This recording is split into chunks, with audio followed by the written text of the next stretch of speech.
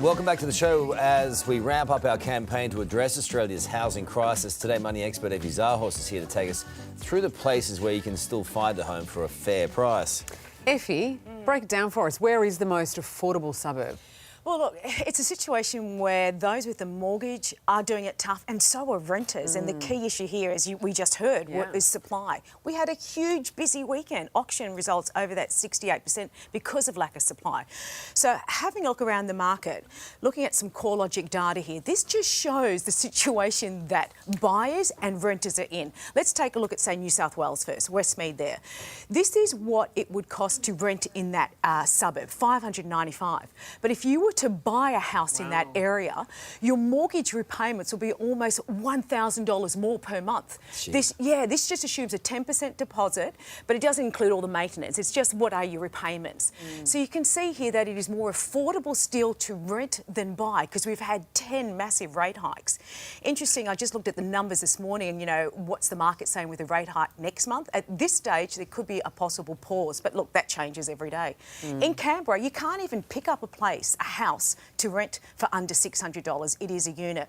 Then moving, say, to South Australia, a great little suburb there. I know that one, close to beach, close to the city. But again, it's a difference of almost $1,000 between a renter or someone who's actually paying a mortgage. So while both are doing it tough, it still is actually more affordable to rent. If you can get it. Yeah, if you can get a place. Well, that's a problem because people are outbidding each other in those states where it's allowed. Yeah, and this is the thing, and you touched on that before, the actual, the vacancy rates at record lows. Yeah. And this is the problem also, we're seeing more migration coming through, so that's actually going to affect the situation. So, you know, right now, cheaper to rent suburbs, basically in Sydney, it's not, affordability to buy a house is shot out the window, it's renting. So this is the situation that most people are finding themselves in. So how does renting stack up against buying then? I mean...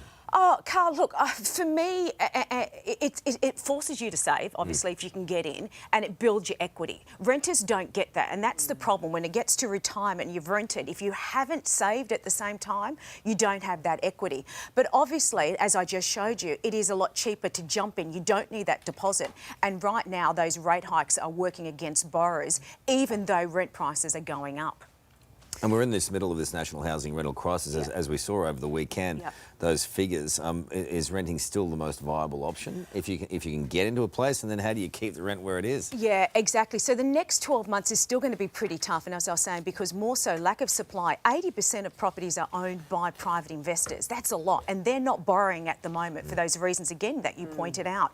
So I think for renters, if they're on a good price or they're locking in, try and lock in for a little while because it's still going to be tough with migration coming through. Try and get a lease that locks you in for a decent rate because obviously there are laws and they differ between states, but they can't tend to increase them. There are some on the weekend talking with a lot of people aged between 25 and 40, right?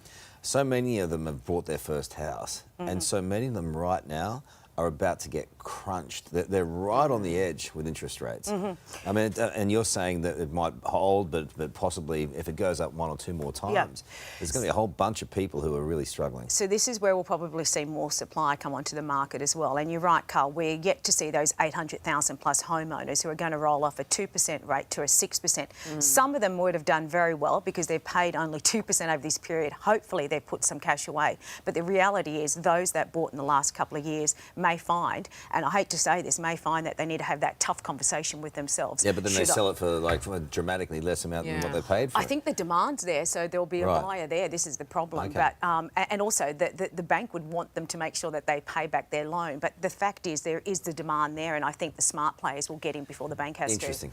Good on you, Effie. Hey there, Today fans. Sarah and... What's my name again? Oh my God, Carl. Hey, thanks for watching our YouTube channel, though. Subscribe now for more news, special reports, and amazing Aussie stories. And Carl misbehaving, Whoa, of course. That never happens. Always happens. What's she talking about? Always happens.